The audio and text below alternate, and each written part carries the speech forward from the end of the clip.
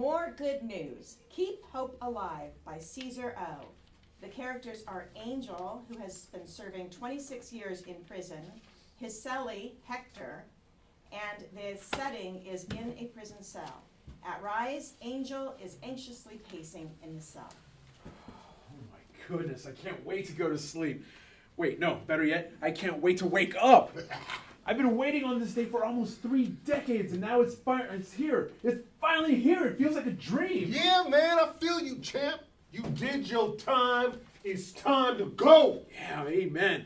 Let me get to this freedom, baby boy. I swear, sometimes it feels like I was buried alive here, man. I've been digging my way out of this damn grave for as long as I can remember, and now it's time to get the plan and put in the work. Get to living. Yes, I heard that. You better put your shades on, bro. Mm-hmm. You better put your shades on, baby boy, because it's about to get really real and bright. Yep. I got to protect my eyes from all the flash. I don't know, though. I'm not trying to look too fly. Nah, but on the real, though, heck, it was all about staying focused. And as the spirit guides me through these new avenues, just like he's been doing all throughout these years, I mean, damn. All up and down the coastline, prison after prison. I can't believe the time has arrived. And you better hear me when I tell you to keep your nose in that word. I'm not even playing. Loud and clear, champ, no worries. You tattooed it in my brain. Sharpen your sword every day. It's your spiritual nourishment. Just like your fat ass eats every day, don't you? Well, look, and my personal favorite, stay away from the haters. Love is more effective. Or, hey, how about life's not a game or a party. Real men handle their business and celebrate with a good meal. In God we trust, and all others pay cash. And memorize the fruit of the Holy Spirit, and then list their opposites. I can go on for days, man. I'm telling you, it's all tatted up here, my boy. Good. The enemy hates us, Hector. God willing, we won't be slipping. You know, we keep our armor on and stay strong in mind, body, and soul, but in the end, it's our sword that keeps us alive. I know, big bro. Thank you. Just trust and believe. Oh, God, Hector, I feel like I'm ready for whatever, and success is the only option. An officer approaches the cell. There's a knock on the door. Hey, officer, who are you looking for? Is there a Leon in this cell? Mr. Angel Leon. Yes, sir. Excuse me, Mr. Leon, you are scheduled to get out of here tomorrow, correct? Correct. Okay, great. There's just one thing, a bit of good news and some bad news. Well, let's get the bad news out of the way. As you wish, sir. Okay. The bad news is that you are currently residing in this country illegally, so you won't be paroling. Wait, what? Okay, what's the good news? Well, the good news is no parole. If you sign this no return agreement, you will be in Tijuana, Mexico by tomorrow. Now, considering that you don't sign, if you don't sign, you'll be sent to a lovely ICE facility somewhere in Arizona for God knows how long. So, if you will please sign here, here, and here. Jesus. This is crazy. No warning, no time to think. What the fuck? Yeah, sorry. I just need your signature, Mr. Leon. Damn, bro. This is messed up. Hey, officer. And you think you can get like a moment to process? He's been locked up for 26 years. Everything he knows, everyone he loves is here in America. All of his plans, his education, it all pertains to him paroling in Sacramento. And now you just cruise up with the ICE facility or TJ? Yeah, I understand. But it's simple. Freedom or ice. What's to contemplate? Nothing. Here, I'll sign the paper. Let's get the show on the road. I'm not trying to spend another day in this place or any other damn facility. I just want to get out and get freedom that awaits me. I'll be able to figure out all from there. Are you sure, man? You could take a moment. Come on, Hector. Do you honestly think I really need a moment? Bruh, I process this mess quicker than a cheetah can fetch. I don't need a moment. What I need is to get out of this prison and start my life. It doesn't really matter where. All right, I'm living just as long as I'm free. Whether it's here, Mexico, the city, the country, the desert, the jungle, wherever. Okay, I'll figure it out. That's what I do. And if God is for us, who can be against us? Thank you, officer. I hear you, Angel, and I know you got this. But now what? Man, this is jacked up, mijo. They don't even give you enough time to get your affairs in order. It's like you don't have a life or a family to consider. Oh, and what about your girl, baby love? Isn't she picking you up at the gate in the morning? Yeah, hello. Have we met? You just trust and believe. Heck, trust and believe, all right? Thanks, though, bro. I appreciate you. And yes, this is gonna shock her, but that's my girl. And we're built for this kind of pressure, so I won't even trip. She knows the deal. And if we can worry about it, we can pray about it, which is exactly what I'm going to get into, champ. So, will you please excuse me? No doubt. But make sure you mention me and make sure you mention me as you tap the sky. And I'll leave it up to you. No worries then. You got it, big bro. You've made your decision, so it's crunch time. Okay? Well, I guess it's goodbye then, champ.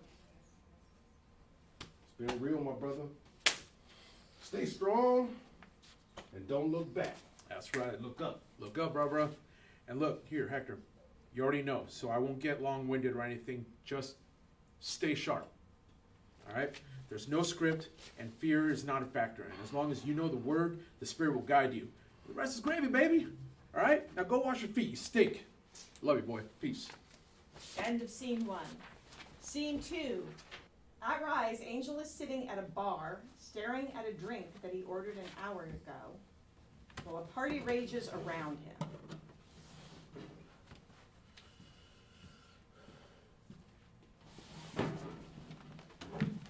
Hey, stranger. You gonna drink that? Whoa. What the hell are you doing here? Nice to see you too, but I'm not gonna let you give everything up. Really? You drove from Sacramento to Mexico to tell me that? What exactly makes you think that I'm giving everything up? Not drove, moved. From Sacramento to Mexico. To be with the man I love. My stuff is outside in the trunk. Oh, and I can feel your pain from Sacramento, my love. I wasn't going to drink it. I know, I didn't say you were. I'm sorry. It's taking me this long to pack the truck and bring my butt down here to be by your side. With a tushy like that, there's no need to apologize, woman. I mean, I was going to call to set you free, and I'm sorry for that. It's just that I have no idea what tomorrow will bring, and you can't be waiting for me to live up to my potential forever. Baby love, I wasn't even contemplating whether I should head back to the U.S. I mean, I could have you living on the run, girl. You deserve everything. And like I promised you, like we planned, back when the plan was back up in Sacramento. Oh, Daddy, the plan was never about where. The plan has always been about the whom, remember? God's love. Together, I know life has been giving you beating after beating for most of your life, but my man doesn't doubt God's control. You have to hand it to God, though. My life's been quite the curveball. God has faith in you, Angel. I mean, damn. What sort of child chooses to be good and kind after growing up in abuse, poverty, and pain and suffering, and then has the wisdom to escape it all and flee to the States? At such a young age? What kind of kid lives out his faith in God's promises, even when convicted for a murder that you didn't commit? I couldn't believe how you stayed so motivated and positive for so many years. You've inspired so many of us. And then when it was finally time for parole, you get sent back to the country you fled without a birth certificate, all alone. I mean, wow. Look, your timing is impeccable, as always. And it's been tough. They visit me every day, flashing their money and their jewels, trying to get me to bite. All they do is strengthen my faith, though, and keep me sharp in prayer. Well, all my stuff is in the trunk, so let's get me moved in. Take me to our castle. Ooh, plus you can start thanking me because I have some more good news. End of scene. Scene 3. Angel and Baby Love are sitting in the backyard of their mini mansion beachfront property in Rosarito, Mexico, where they begin each morning watching the sunrise, reading a passage from the Bible, and praying out loud to Jesus Christ. More good news, my love? As a matter of fact, yes. That was Scotty after speaking to the publisher. He's calling our manager as we speak because Paramount basically matched the offer from Disney. And you know what that means? That our movie won't be animated and our manager will be bleeding some more money from the deal? Animated? No, silly. Although we did ask if he could, but I shut it down. Right before I reminded him about why we don't allow greed in our lives. I guess you have to respect his shrewdness, but he should know you by now. Yeah, well, anyway, now we get to choose which studio we'd prefer to have tell our story in the next movie. We'll meet with executives from both studios tomorrow evening. He's texting us the restaurants and times for the meetings, and a car will pick us up after piano lessons, so we'll have plenty of time to get ready. And I asked that some of the creative team would be present as well. He says that everyone understands our passion, and going on in, there won't be any discussion. It's about having the last say of any kind on any of the details, which, as we know, it's a true miracle. Great, my love. But I don't know why we're meeting with Paramount when you know good and well that you've dreamed of working with Disney since forever. Yeah, you're absolutely right, baby. I'm just giving God room to guide and direct us. Okay. Well, we both know it's going to be Disney. Whatever. You don't know me, woman. Get out of my brain. Yeah. Okay, well, that's tomorrow. What do we have planned for today? Let's think. I have that thing with the kids at the juvenile hall. Then we're supposed to contact the program directors and 3 federal prisons that are candidates for the program, remember? Yes, yes. I actually have virtual meetings scheduled with all 3 directors in about an hour. I'm actually considering all 3 prisons, since we have the resources. The more prisons we're in, the better, until there's no prisons, right? Sounds good to me, baby. Listen to us. Look at how far we've come just a year ago. We really do make a great team, baby. I love you, and I can still remember the night in the bar when you said, I have some more good news. I remember doubting until you said, you can't help the poor if you're one of them. I know, honey. The publisher, the book, the movie, it's just beyond anything we've dreamt. And it seems to get better and better with every passing day. People won't even know about anything about the struggle, though. Who cares? This is just the beginning, baby. Everything we've been through and everything that we've learned is blessing so many people around the world. The struggle truly did prepare us for the purpose, huh, honey? Yeah. And it was God's eternal perspective that kept me falling into the same trap of doubt that most people fall into, girl. How though, Angel? How did you do it? I mean, damn, baby, you had every reason to doubt or give up, and you didn't. Why didn't you? What was it that kept you from losing faith? I honestly don't know. Besides the grace of God, that's what gave me my vantage point. What do you mean by vantage point? Well, like I say in the book, the position you're looking from determines how you see what you see. Watching a parade from the sidewalk where you see the flow in front of you is not the same as watching it from a skyscraper where you can see the entire parade from beginning to end in one frame. Okay. Well, so out of all the perspectives to choose from, I chose to trust Jesus' perspective. After witnessing so much of my life, I came to believe that all our perspectives would be a shot in the dark at best, limited by time and ignorance. What's all this have to do with not quitting? I don't know. More good news? You're an idiot. Yeah, and I have no idea what I'm talking about. Just keeping hope alive. End of play. The Persimmon Tree by Milton Alvarez. We have Emmanuel, or Manny, who's age 17, Marissa, who's age 21, and Papa Marcos, age 52. Together, they are the Ravello family. The setting is a small, cramped old house in Boyle Heights in East LA in the present day. In their house, the Ravello house is a relic filled with the ghosts of better times and dreams that never came to fruition. And outside, we can see the spectral neon glow of a Raspado stand or a Morisco's truck, which are like the siren calls of the neighborhood. And at rise, Manny enters from the kitchen, breathing heavily as if he's been running.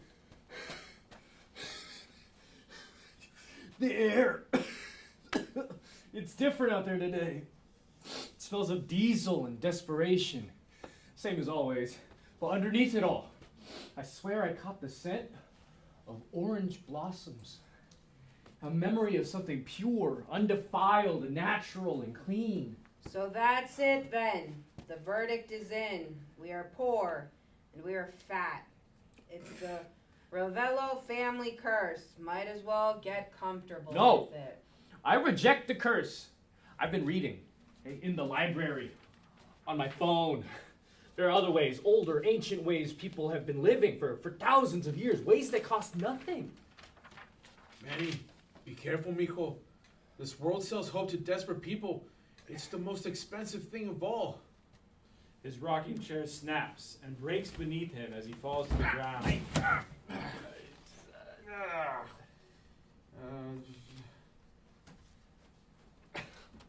Ay, carajo. Except for maybe these stupid, expensive chairs. That's the third one. Ow, okay, you're right. Oh, this ain't hope you can buy, Papi. It's hope you have to excavate from the layers of all of this. Yay, He gestures around at all the empty bags of chips and the empty 2-liter bottles of soda. And then he jiggles his own belly fat. It's the palpable weight of their lives. I have a plan. Okay, a simple one. We start with the fast. The what? A water fast for one day, just drinking water, giving the machine a rest, letting it remember what it was before we filled it with noise.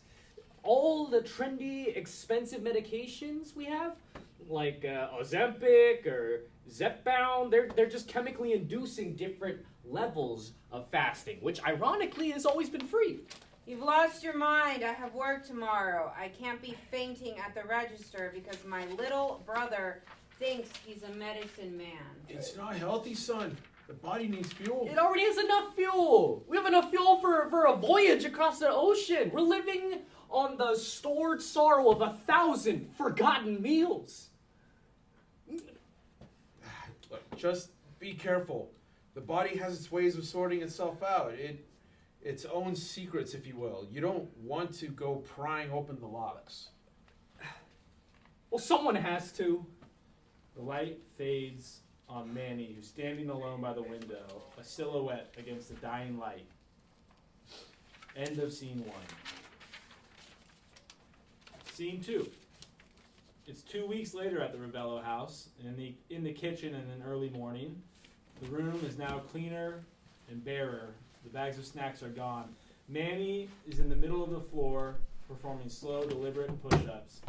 Poor form, shaking with effort, but he persists, counting under his breath, a desperate mantra. Marissa enters, dressed for her job at the discount store. You look like a wounded beetle. What is that supposed to prove? Okay, body weight exercises. That's called a push-up. The earth, the ground is our gym membership. You've been at this for 2 weeks. You're grumpy. You smell different. Like vinegar and disappointment. And for what? You think doing your beetle imitations on the floor is going to change anything? I've lost 8 pounds. How? Fasting twice a week, Mondays and Wednesdays. Then, the correct way of eating. The way of the hunter and the gatherer. Paleo diet. Meat, fruit, vegetables.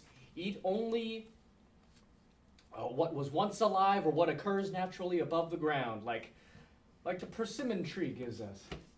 I bought a chicken from the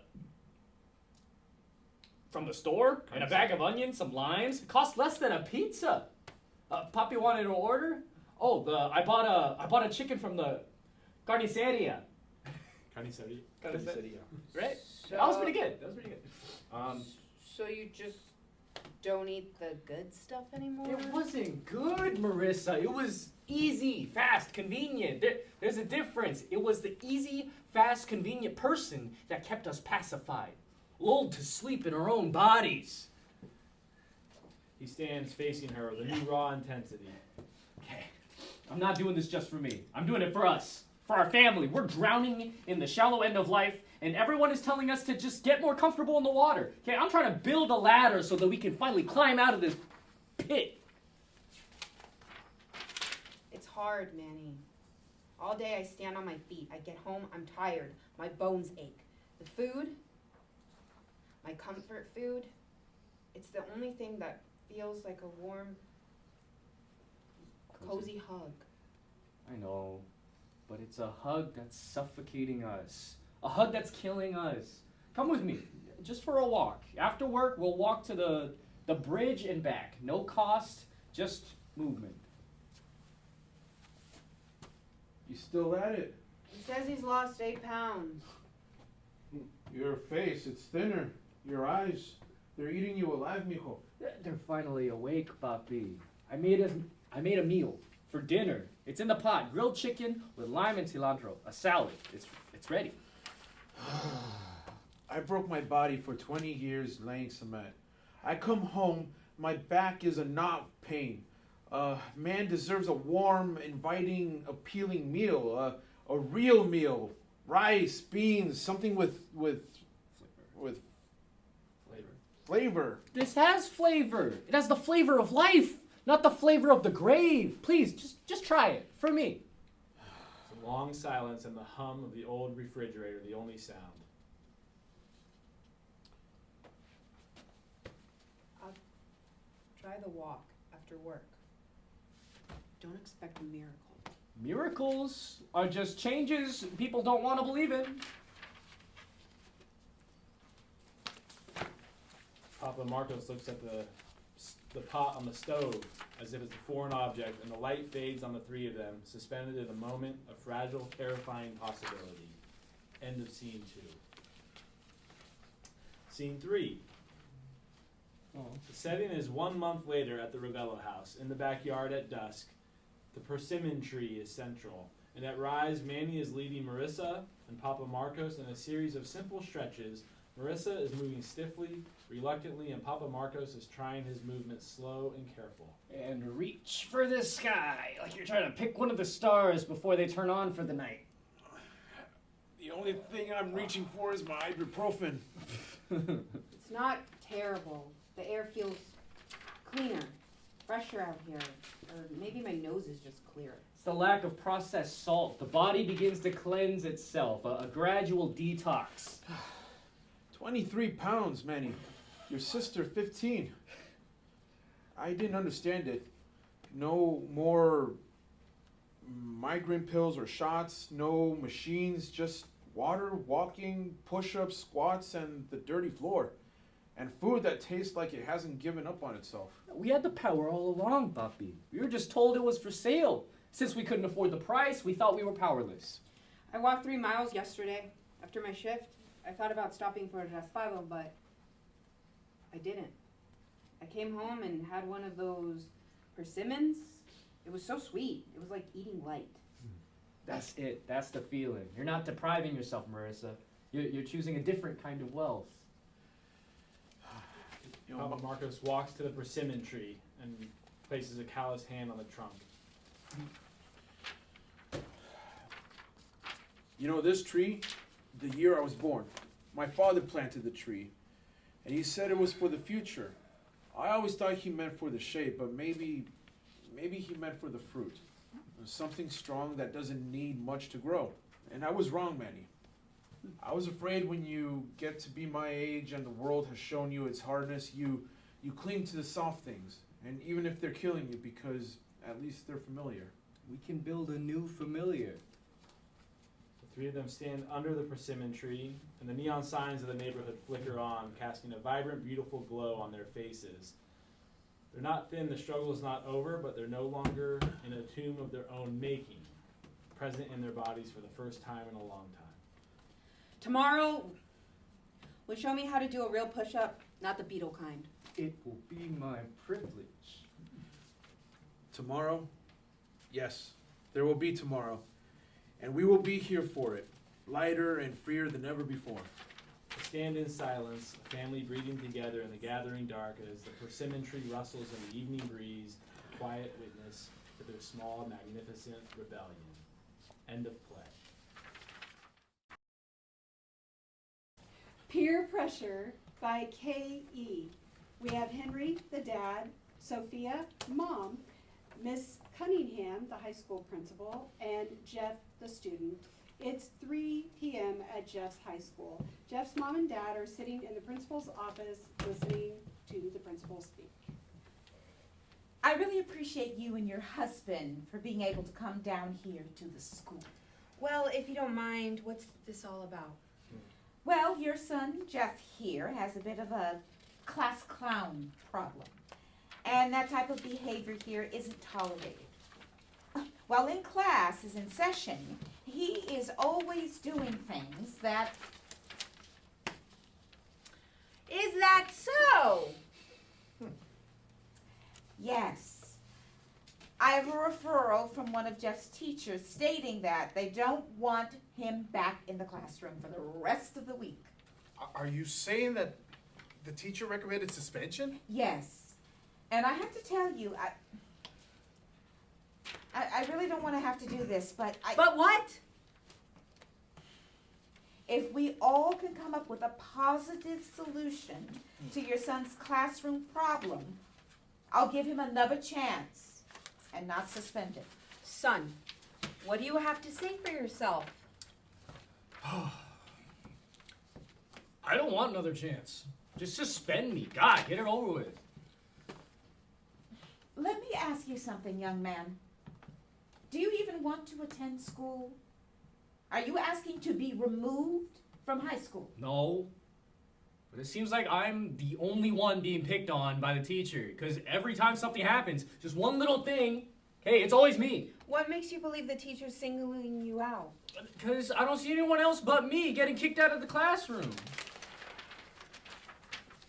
Well, I say whether the teacher's singling you out or not, you shouldn't be making noises in the classroom while the teacher's trying to teach. I agree, honey. Jeff, son, your education should be the most important thing in your life right now. Not your friends. I know, but it's just so hard for me to act right when I see everyone else acting up. Well, at this point, you have to make a decision. Do you want to stay in school or do you want to work and get a job? Yeah, because you can't just sit around doing nothing with your life. You need to stay in school so you can be able to read the world a little better than you can now. Yeah, but if I don't act like my friends act, they'll make fun of me. Jeff, it sounds to me like you're going through a phase called peer pressure. Peer pressure, what's that? It's when you care too much about what your peers or friends think of the way you acted. Ignore them, and you will see for yourself that you could do better without them. Well, Mom, Dad, don't think I'm weird when I say this, but I get it now. I say that because right at this very moment, I can't imagine doing those farting noises in class. Lesson learned. End of play. Star Pal by Stephen Petersen. We have the characters of Lieutenant G, tall and slender with an athletic build, 45 years old. Sergeant N, medium height, muscular build, 32 years old. And we'll meet Anthony Lamb, 9 years old.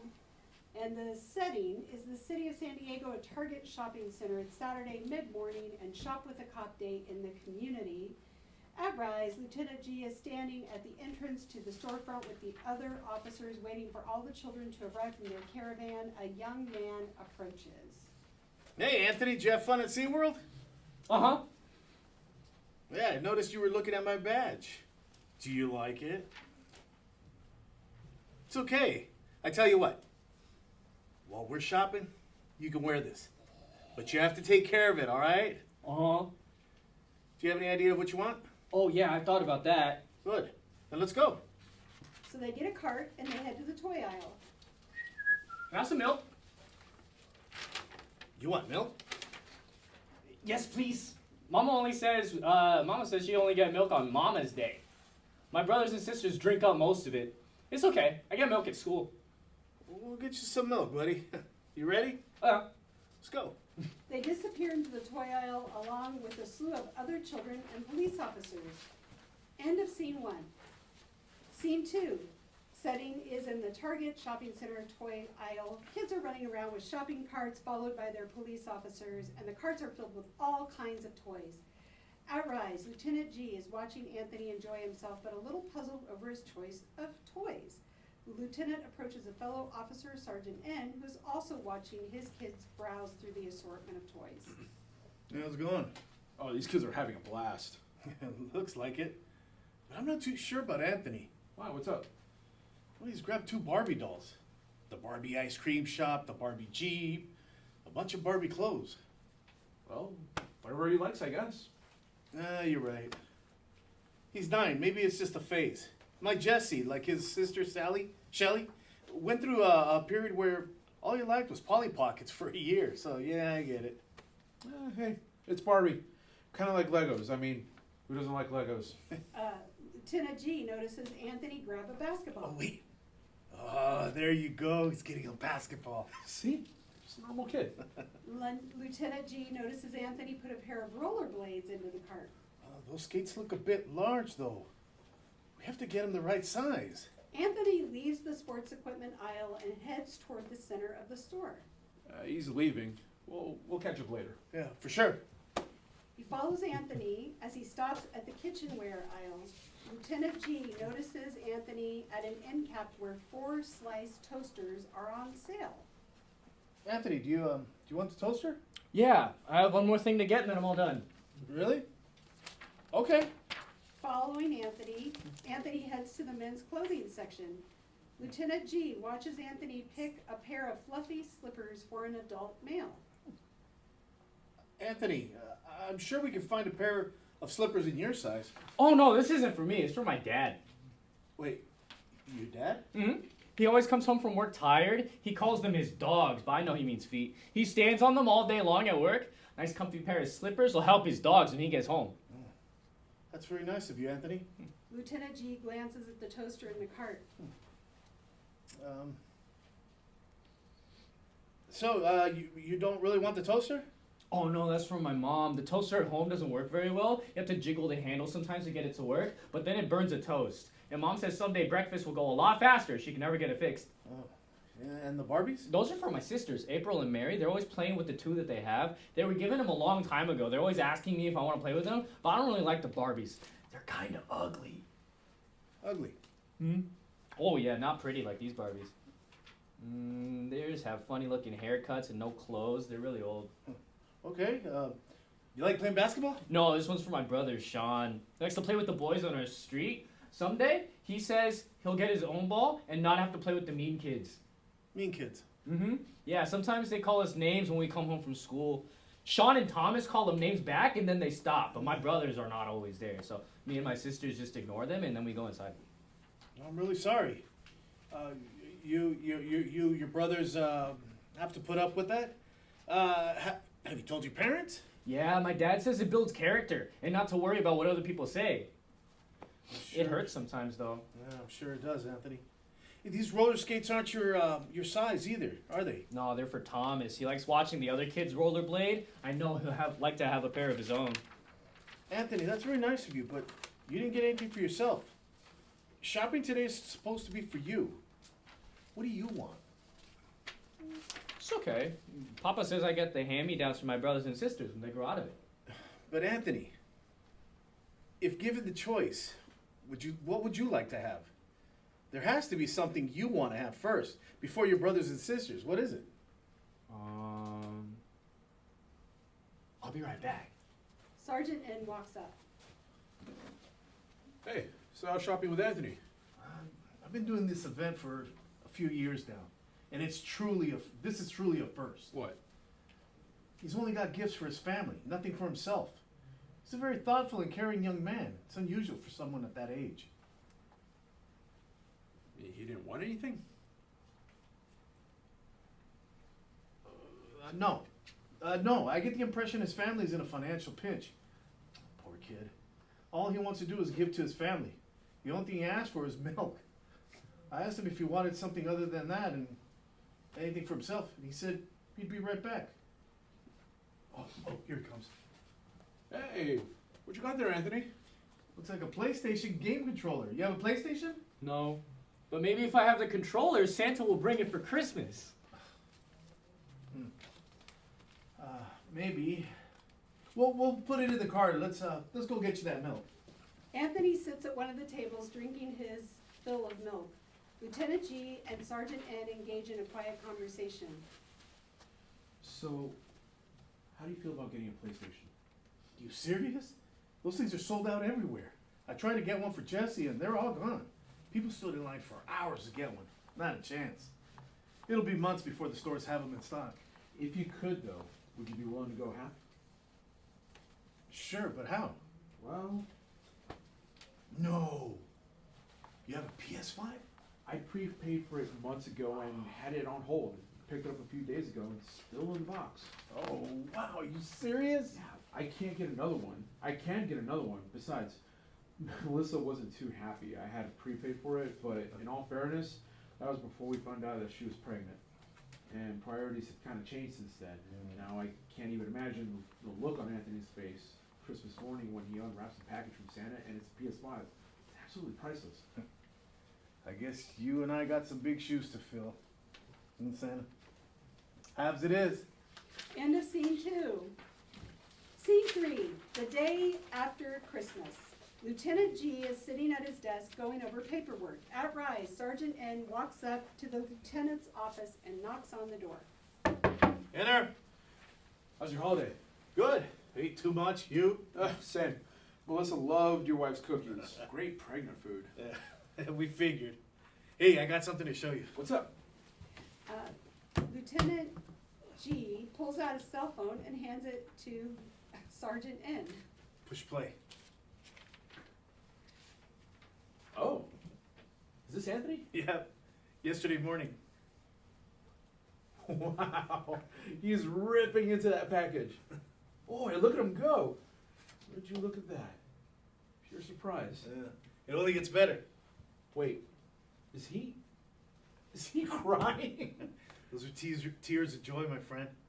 One of the reasons I became a police officer was to help others. And we just fulfilled that little boy's wish.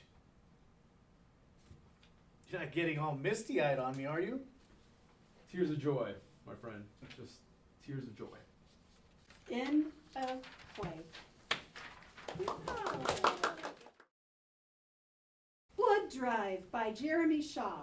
We have Dr. West, impulsive when it comes to seeing blood. And we have Max, who is Dr. West's friend and assistant, the only one who knows of his dilemma. Dr. West and Max work at a small NorCal clinic. It's a small town. They are talking at Max's station about the biopsy that's coming in. Max has been pretending to be Dr. West. Remember what we talked about? So how you feeling?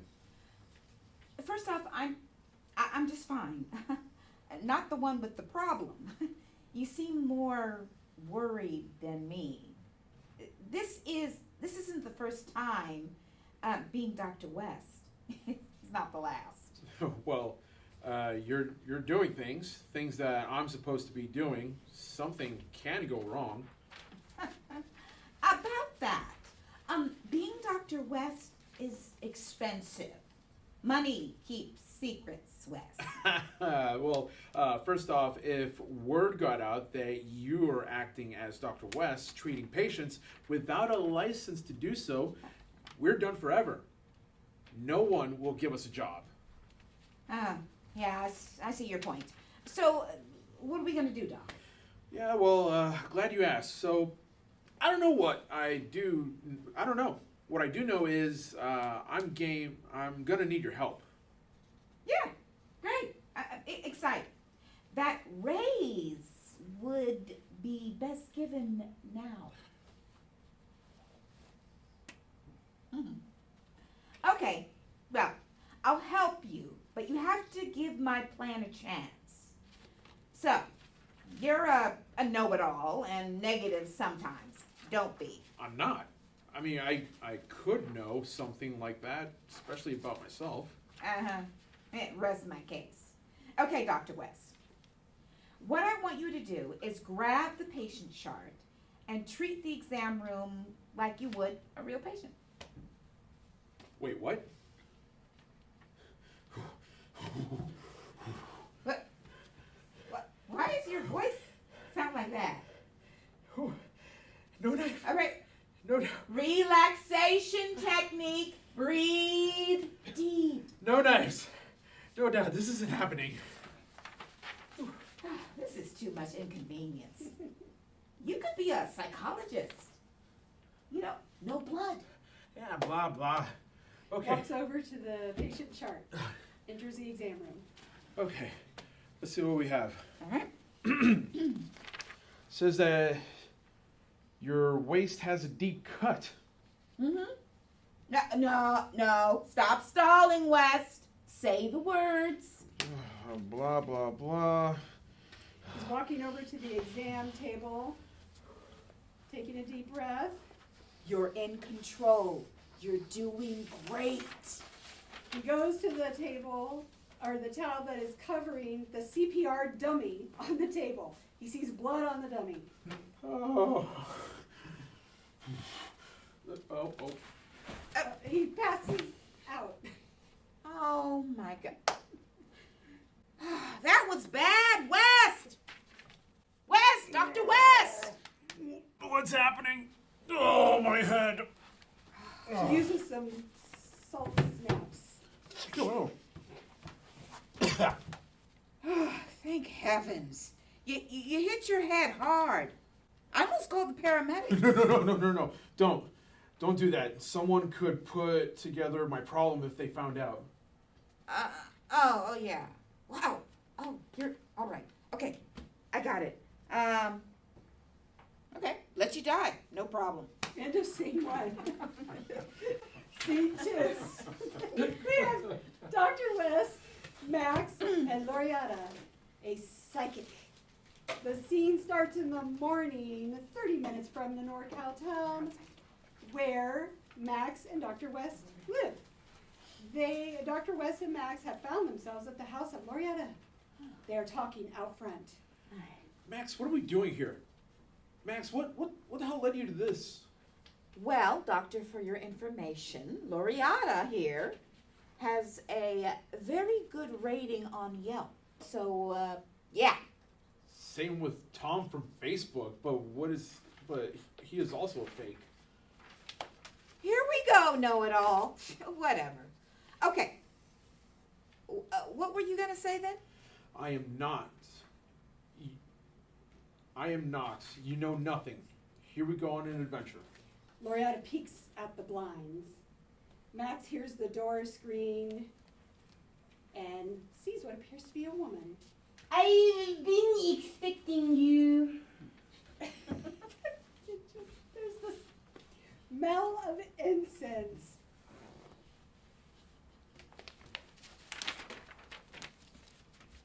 Lie down. Get comfy. She starts putting Dr. West in a trance. Oh.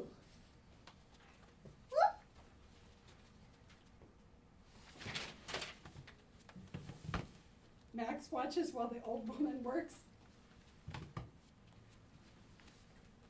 End of scene 2.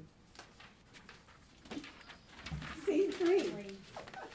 We are back at the small town clinic, and Dr. West and Max are making their early morning rounds.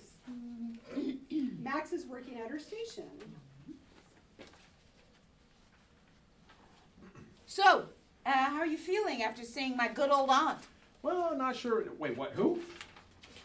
Yeah, Loriata, my aunt. She raised me. Why didn't you say so? I knew those eyes looked familiar. Well, didn't want you to flake. I know you're a skeptic and know-it-all. Nah, I'm not. I'm open to anything. You just think you know everything. Don't turn this around on me. Bring, bring. Hello? Hello? Nothing. Who was it? a doctor sometimes. How hard did you hit your head? Bring, bring. Hello? Hello? Hello? Breaking up. You're breaking up. Where are you located? Max is looking at the phone, wanting to know who that was. That's peculiar, right? Well, it sounds like someone's in distress. I could hear a woman moaning loud in the background. I'm worried someone mistakes us for like an ER or something. We don't have the supplies like an ER, but we could make do. Make do, huh? Let me remind you that also you still haven't had an incident. You still haven't had an incident where when seeing blood, you went for a dive head first? Yeah, I know, Max. I know what I am gonna do. All right, so far so good. After saying that, they hear a great big crash. Max runs outside. A man has a woman under his arm. She's pregnant. She's having a baby. Is my baby okay? We were at home and she started having contractions, but her water broke and then there was blood. Blood everywhere. She lost consciousness. We know what that's like. Wait, you do? Never mind.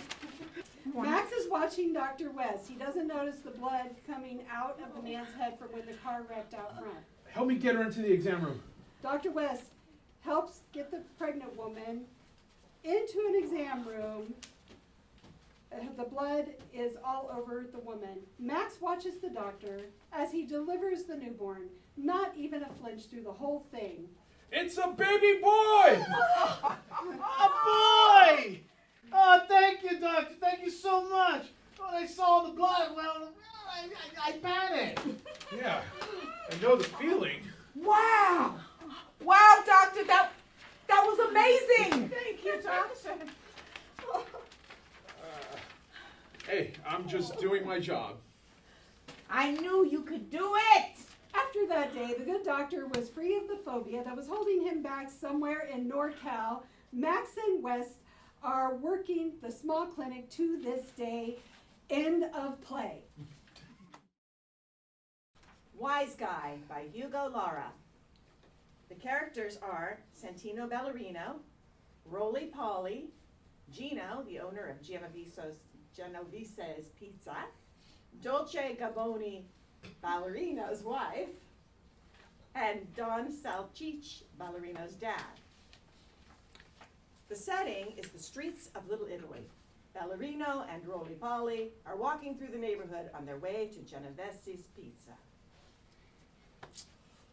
Hey, old Ballerino, don't be too tough on old Gino, huh? He's a good guy.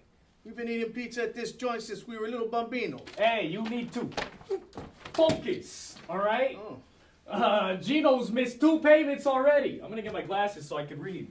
Yeah, you do that, eh? Yeah, Gino's missed 2 payments already. And Don Johnny's big marbles ain't too happy about that. Okay, Rolly, we're here.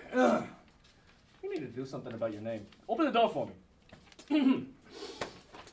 Let's do this! Mamma mia, wish you'd stop doing that Ballerino. You're freaking wise guy. And here you are doing your opera dancing mambo jumbo. Hey, Ballerino! Hey. Good to see ya. Hey. How's your wife Dolce, your old man doing? Yeah, they're good. They're good. Yeah. How about them Padres? How about this humidity? Lights out. Lights come back on, and Gino is on the floor.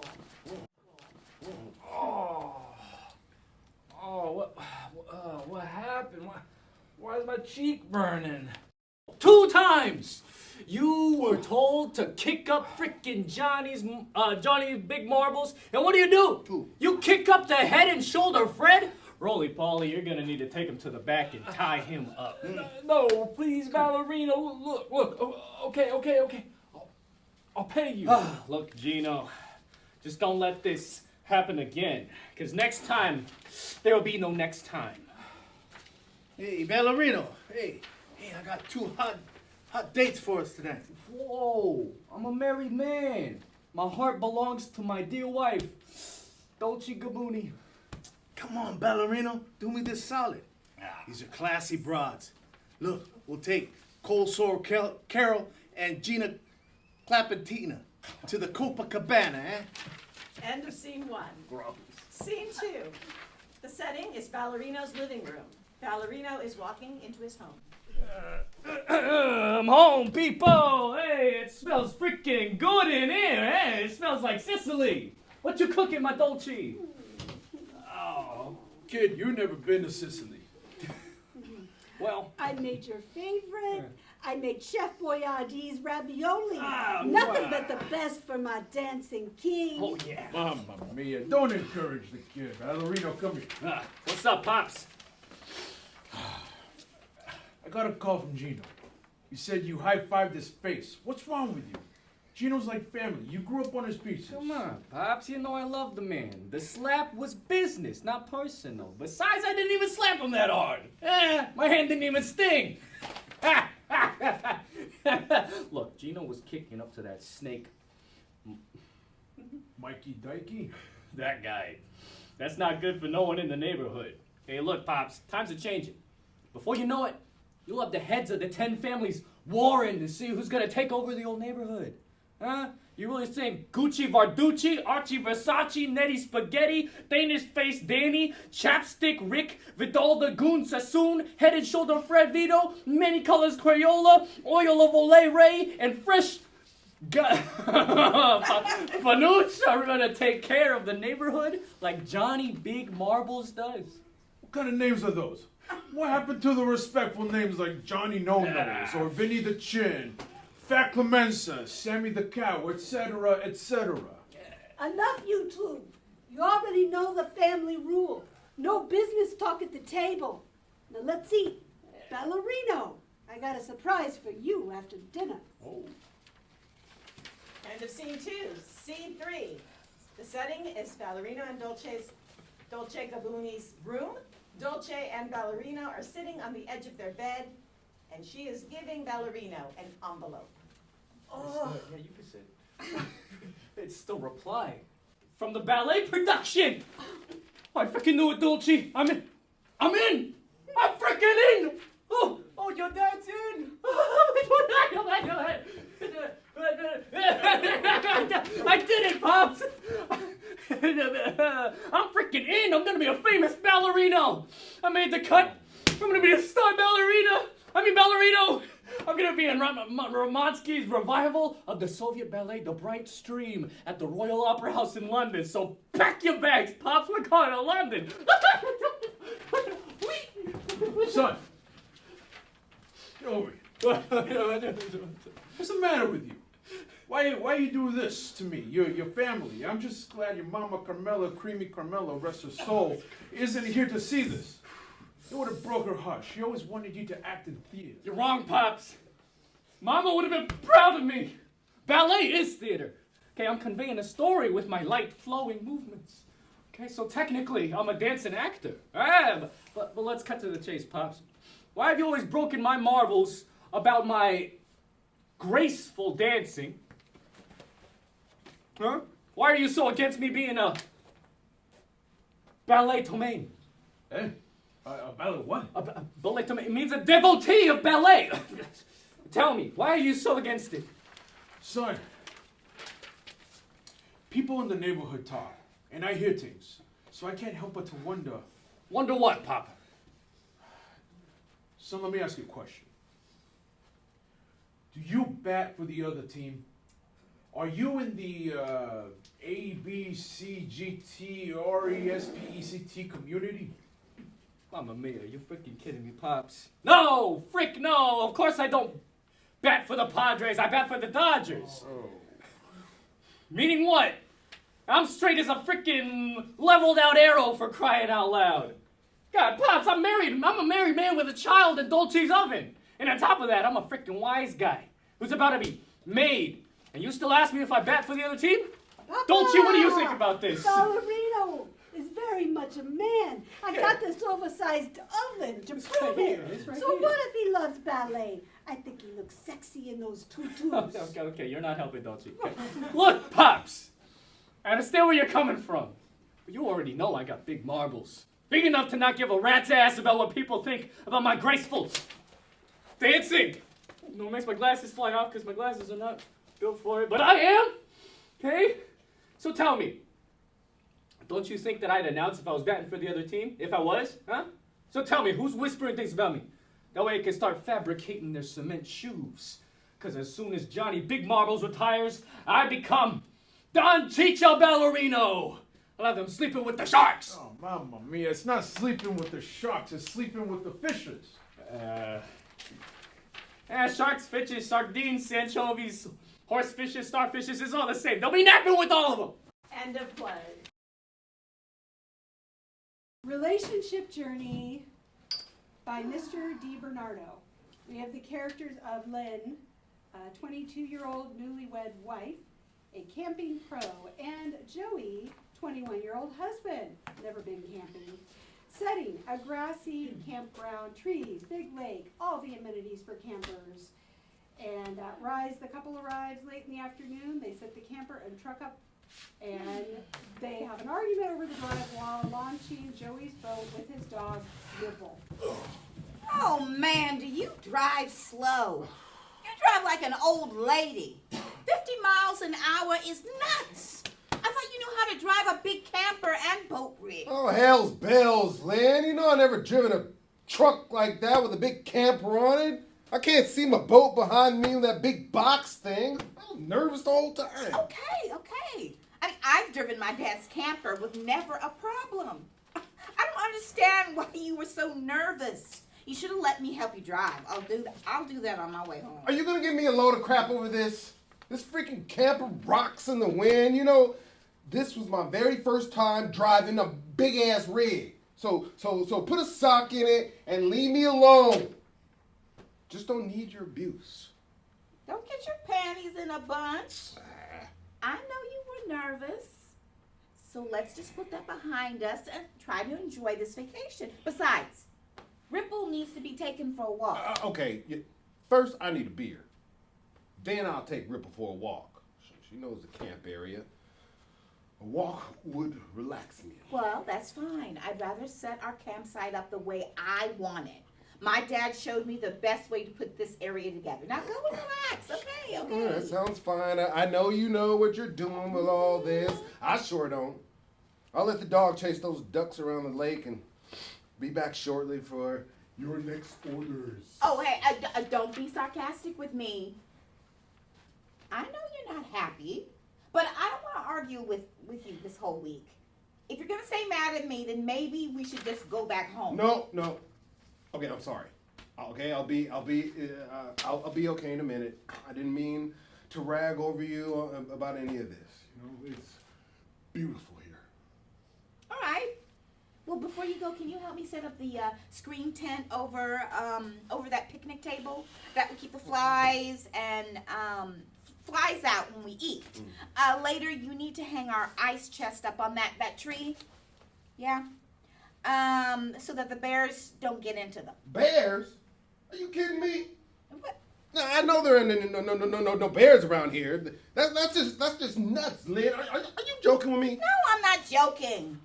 My dad always put our ice chests up on the trees. Did you even read the camp's pamphlet? It warns of wild critters. That includes bears. That's funny you believe in those things, because I don't think there's any wild bears anywhere around here. Well, I'm not sure about any wild animals. I've never seen them. But the brochures say that they're around. I don't care if you do it or not. I'm tired and I just want to cook our dinner and turn in.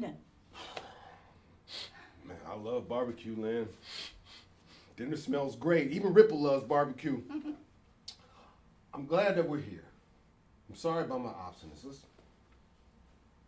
Let's turn in and get a good night's sleep. End of scene 1. Scene 2, the bear. They are sleeping in the camper in the middle of the night, and a noise wakes up Lynn. Ripple growls.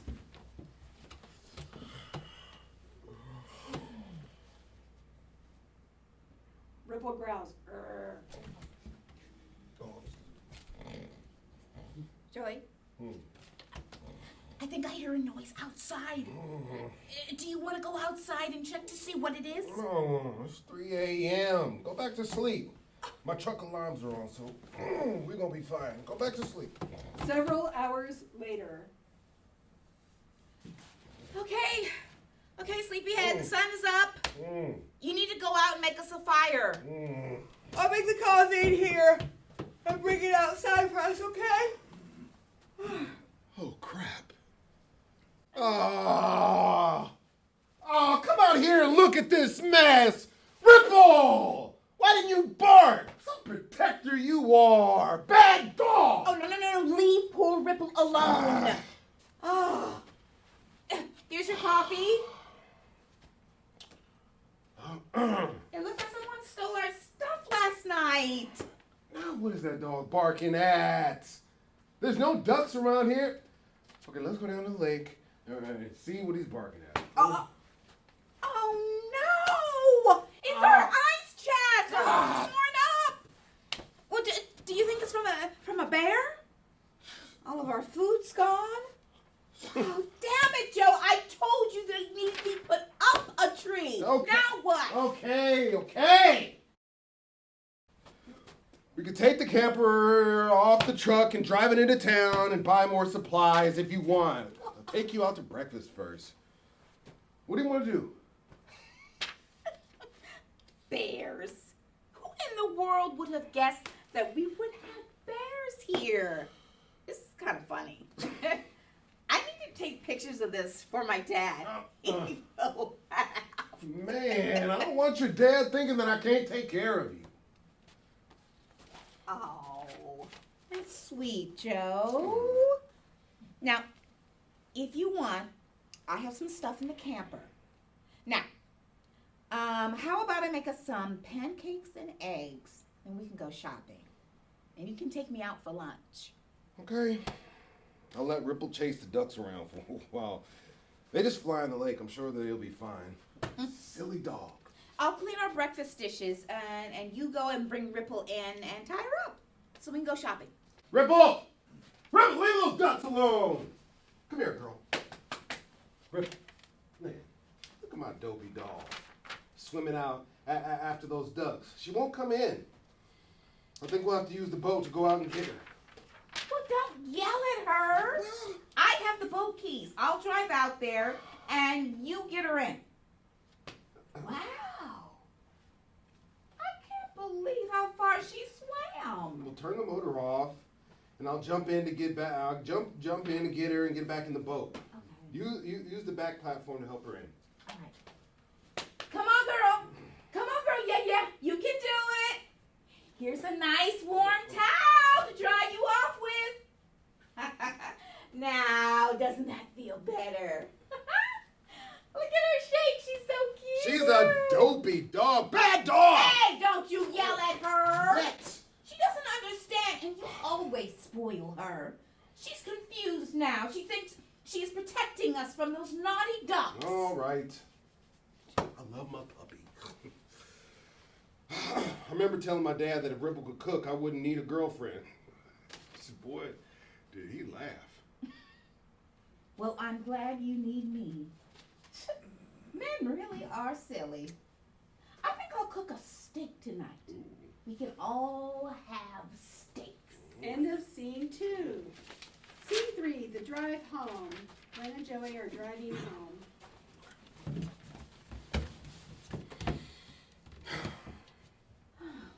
You know, I'm really surprised at how much fun I had camping with you.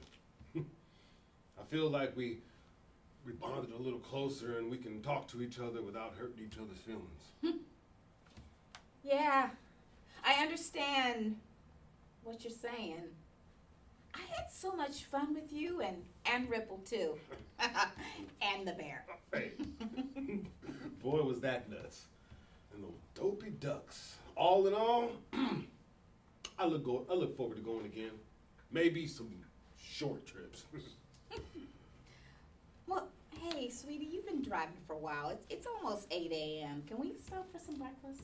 Sure, there's a gas station and a restaurant just up the road. And Ripple needs a short walk. Oh, babe, you need to see this. Your boat tire is almost flat. Crap. You take the dog, and I'll have the gas station. I'll be at the gas station to gas us up while we eat. And they can fix the tire there. Well, your truck drives pretty smooth, But that guy driving next to us is flashing his lights at us. I think you better pull over and check our rig.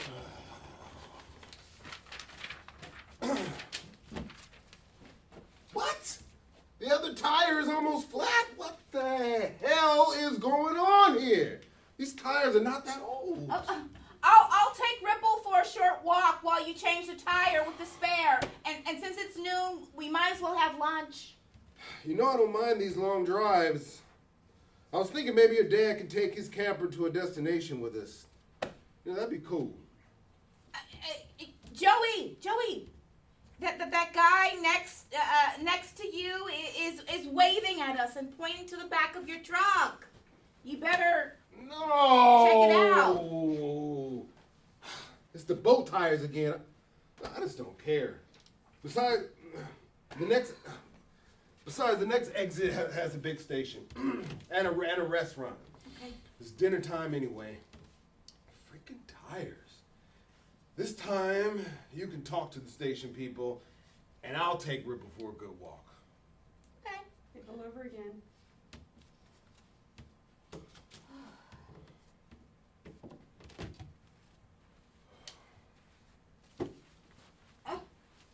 The guy at the gas station said you have too much weight on those tires. He said you need to put most of the supplies in the camper. The trailer tires are Meant for the boat Yeah. weight only. Yeah. No wonder we're having all these problems. I didn't know. Well, I didn't know that either. Now hopefully we can make it all the way home without making any more stops. Yeah, I'm laughing at the both of us. I had no idea what I was getting myself into with your camping trip. So all in all, we did kind of, have a romantic couple of weeks together. And listen, I know Ripple had a lot of fun. You did too. Mostly, right? Yeah, I did have a nice time, and I like to go on another trip. But without that boat, we hardly even used it at all. Well, I liked that we were alone, away from all of our stresses from home, and I loved seeing all those stars at night. It's very romantic. Well, as long as we can go to a place with no bears or ducks. End of play. Don't Tell Mom by Felix Valdez. The characters are Richard, the big brother, Jesse, the middle brother, 15 years old, and Felipe, an 8-year-old brother, and Mom. It's Saturday morning, and the boys are excited to go fishing. Don't forget your little brother. I have to go visit your dad. He's in jail again. Richard, Jesse, where's my baby boy? You guys are taking him, right? You're gonna watch out for my little Mijo, right? Oh, Mom, he's too small. He's too small to go with us. We're going to be out all day. Yeah, Mommy's too small to go with us. Come on, Mom. Felipe, tell Mom that you don't want to go. Tell her. Oh, well, bro, I do want to go. I like fishing too. No, we are going to be out there all day. Remember what happened last time? You were crying like a big baby. I miss my mommy. I'm tired. I want to go home. I'm sorry. I promise. I won't cry. And I'm bigger now. I'm 8. Hey, little brother, you better not act like a little girl. And you better not want to come home early. Felipe, you have to put your own worms on the hook. Worms, Felipe. Worms. Oh, put the worms on the hook. Oh, my finger hurts. Remember, I fell and hurt my finger. Jesse, will you help me? Please, brother, my finger hurts. I fell. Mom, you see, he's scared of the worms. Felipe, you can't go. Brother, look at my finger. Mama, look at my finger. It's all better now. It doesn't hurt anymore. It's all better. My baby, I know you hurt yourself. It's okay, mijo. Your brothers will help you, right, boys? Yes, Mother, we will help him.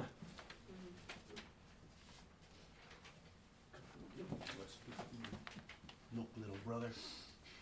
We have bikes. You don't. I can run faster. I'm 8. Remember you made me run to the fence and back, and you were laughing because I was fast, and you told me to go get a water because I was faster. Remember, brother? You remember? Dang it, little brother. Okay, but if you have to ride on my but you have to ride on my 10-speed handlebars, little brother.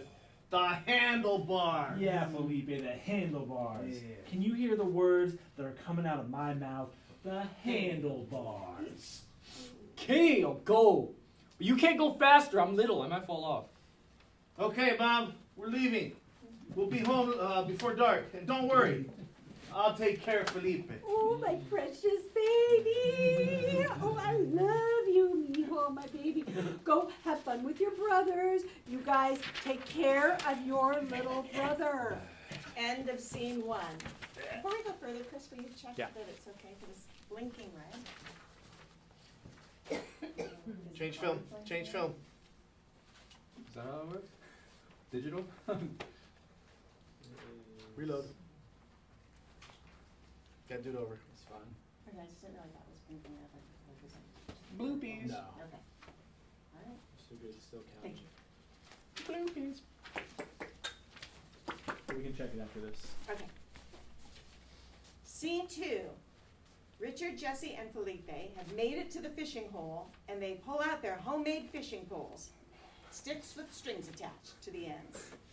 They're having a good time with the brothers. Felipe is the only one to catch a fish. We finally made it.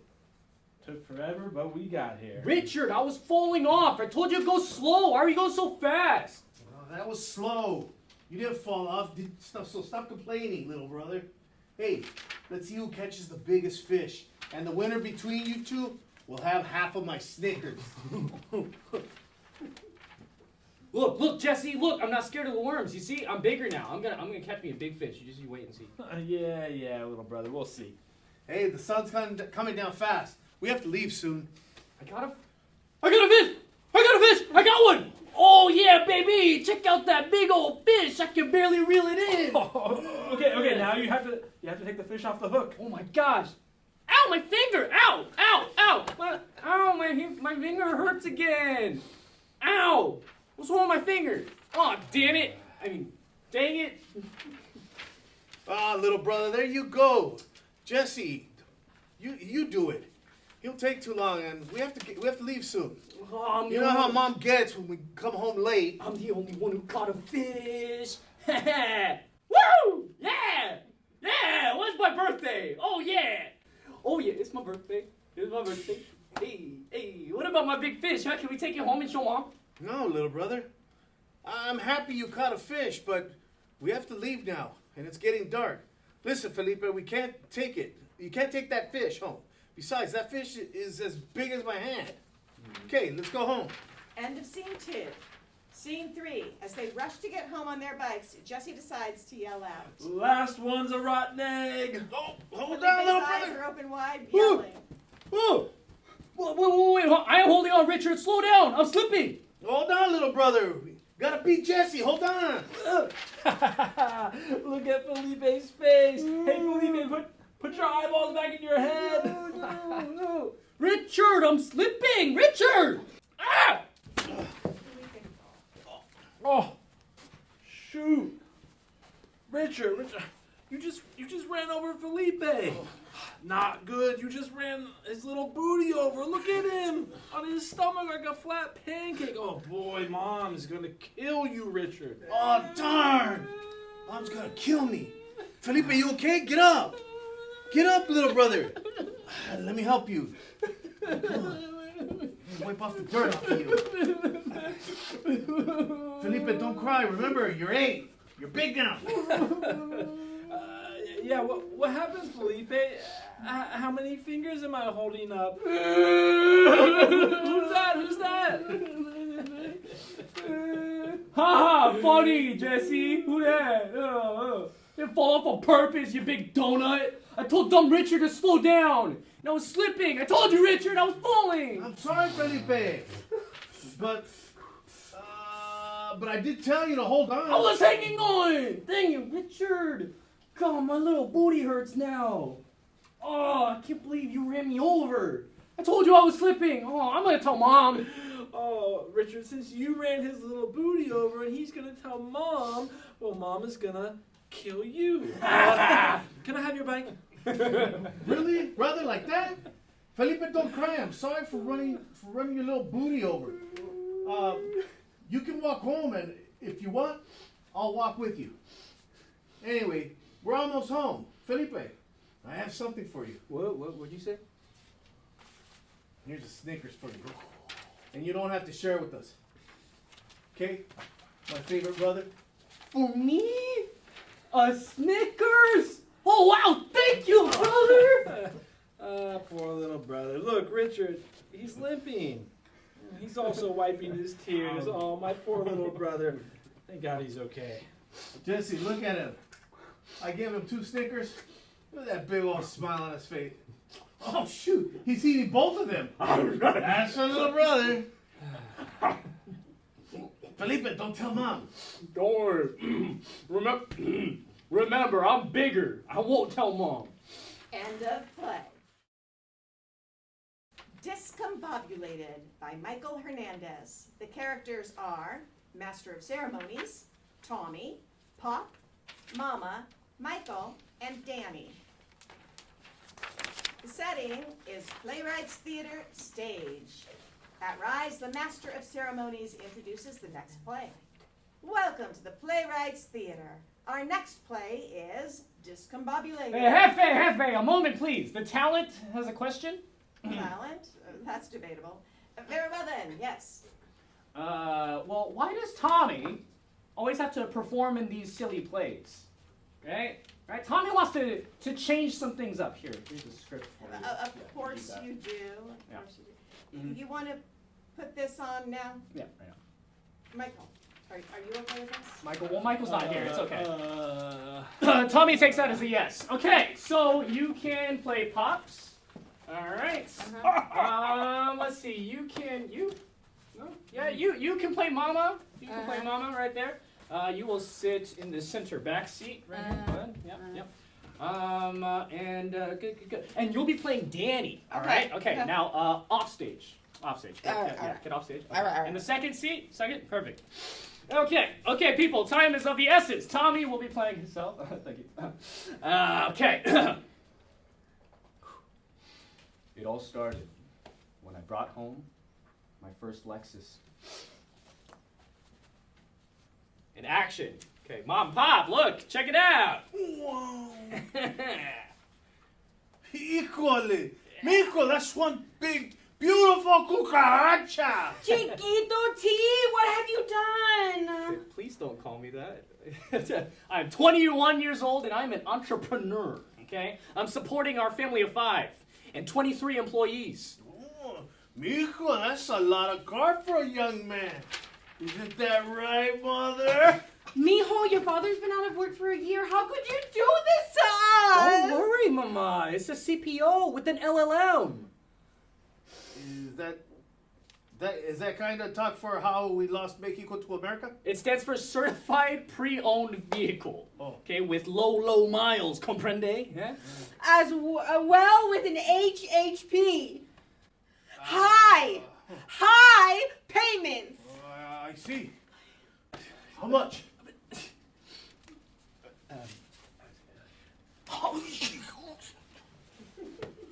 That's 4 times the price of our first casa. Really? Oh, mijo, all I'm trying to say is, I went from being a main provider and now not. What will we do if the same thing happens to you? Mijo, it's the same to pay that much money for a new car, let alone a used one. Ay, Dios mío, mi chiquito T is going to hell. End of scene. What? Scene 2. In the driver's seat of the Lexus, Tommy is driving his dream car back to the dealership. Now, being told you're going to hell is never good, especially when it comes from your beloved mother. So, after much discussion, I find myself returning back to the dealership. He parks, looks intently at the car, waves goodbye, and walks into the showroom. Tommy sits at a table surrounded by 13 Lexus vehicles. Our story continues on the showroom floor. Hello, I'm Danny. It has come to my attention that you're having second thoughts. You have no idea. Success is not all it's cracked up to be. Well, whatever do you mean? Well, this 4-day test drive Uh-huh. has caused such a disturbance that even the SEAL Team 6 would cry out, "It's a no-go!" Oh, I see. Right. We have a 4-day CPO test drive allows you to return it. No questions asked. As I understand this, all your troubles started by bringing it home. That's it in a nutshell. Both my parents cried. I'm so discombobulated. So your decision is solely based on its effects of the well-being of your family? Oh, yes, ma'am. Now, could you just repossess the car, please? What? I want my old car back. And then just disappear. This will teach me for planning to pay cash for a $106,000 car. I understand. And please call me Danny. Wait, right here. I'll be right back. Jesus, Mary, and Joseph, help. Many moments pass by before Danny returns. Sir, I have both good news and bad news. Sure, why should this day end any different than it began? Huh? Okay, bad news first. Your old car is not here. It's been sold, so to speak. Of course it has. How could this happen when I'm still on a test drive? Well, I sincerely apologize, sir, but your salesman took your car home to his wife. You see, she's always wanted that particular model, so she fell in love with the car. Well, let's see, how should I put this?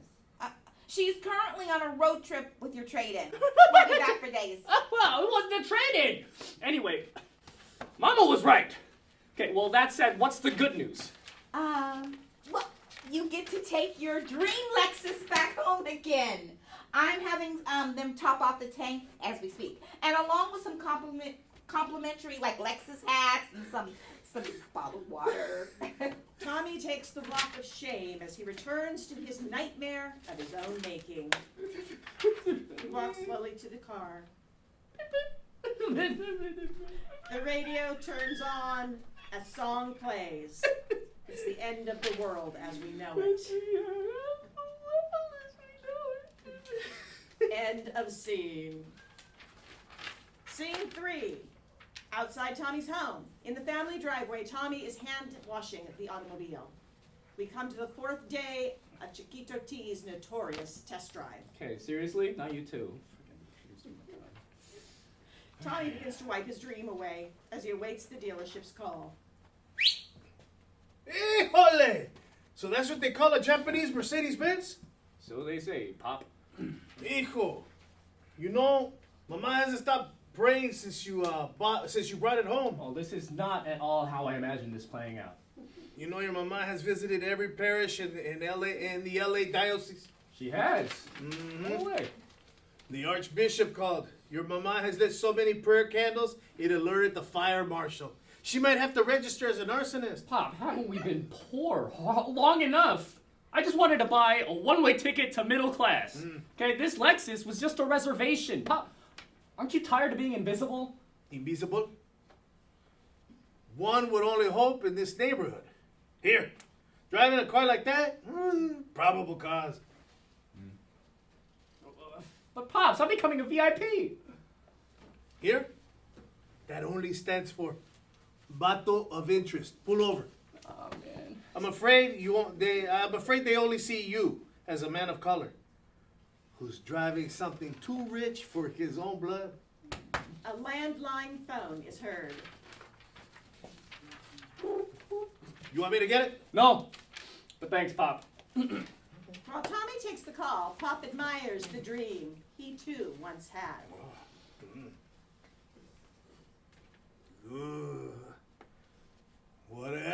he decides, Lord, I will support him. Pop, Yeah. I've wanted so long to keep it. Mhm.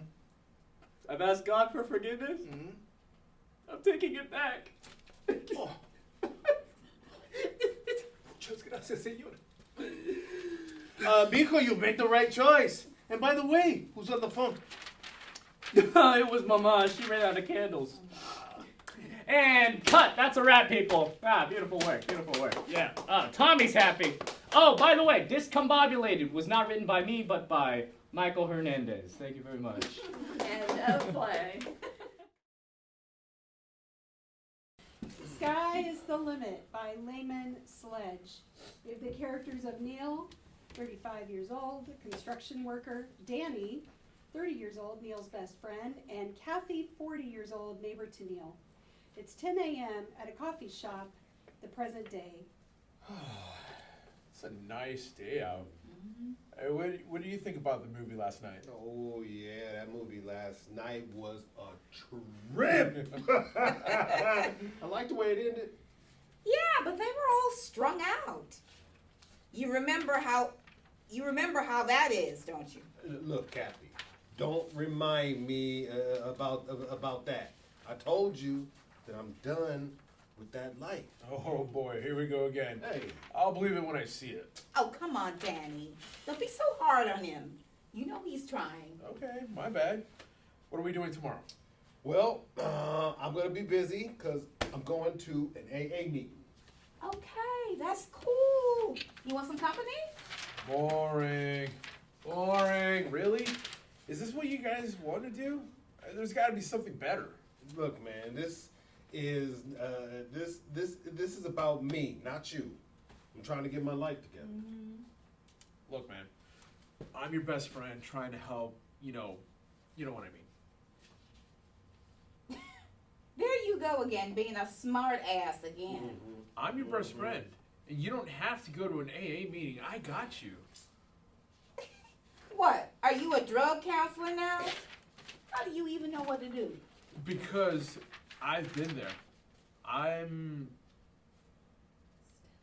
still there. It's not a big deal. No, it is a big deal. Don't you realize what he wants to do? Hold up, guys. All right. Since tomorrow, Saturday, we can all meet up and go to the meeting. It'll be fun. Plus, I could use your support. I can't go. I'm working. What? I'm working tomorrow. And besides, I'm not with that group AA stuff. It figures. You're always busy. But I'd love to go with you tomorrow, Neil. Okay. Cool, Kathy. That's the plan. The first step is always the hardest. End of scene 1. Scene 2, we have Neil and Kathy at 5 p.m., a church hall AA meeting. They are sitting and listening to the meeting. I'm glad I came. This meeting, it can get boring. Well, of course it can. It's an AA meeting, silly. What do you expect? I always expect something different. But I'm used to it now, and it's done, Testimony here, testimony there. Yeah. I know you've done this before, but it takes hard work to succeed, especially with this. I know you're right. You see, I'm getting older, and I don't want to be like my dad, lost in a bottle. That was a long time ago, Neil. You're far from being like your dad. I know that I'm scared, and your support means a big deal to me. Well, of course you have me to your support. You're my best friend, silly.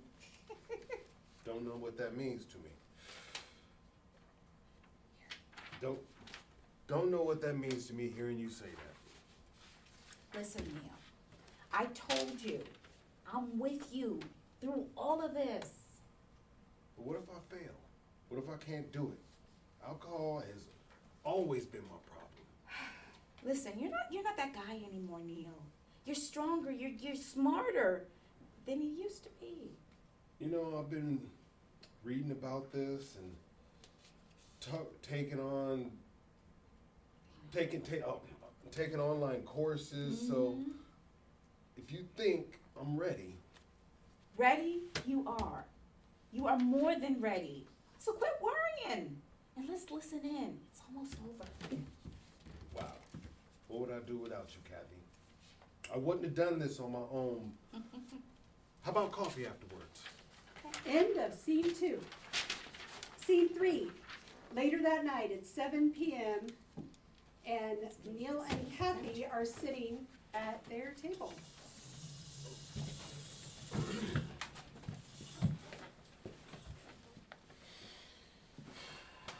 So, how do you feel?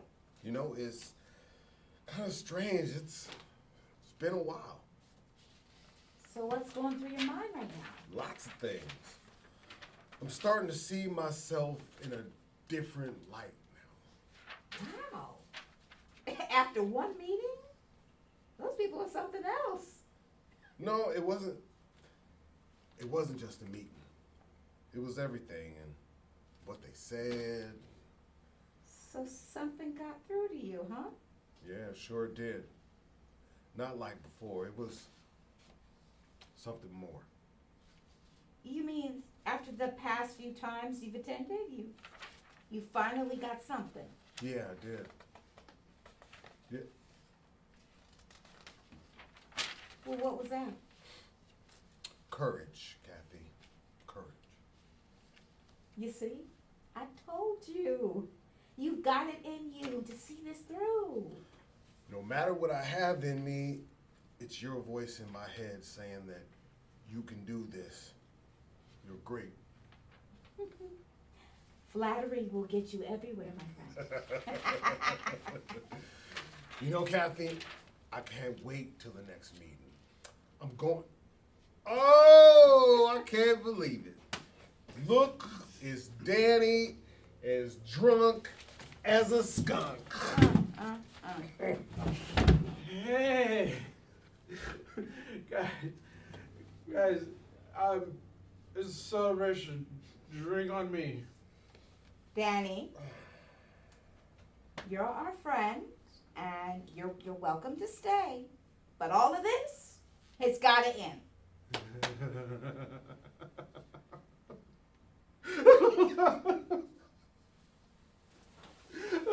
I don't know what to do.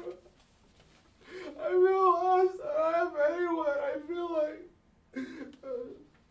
I know exactly how you feel, Danny. You're not alone. Kathy and I will be here by your side. You'll be going to the next meeting with us, and then you see. End of play.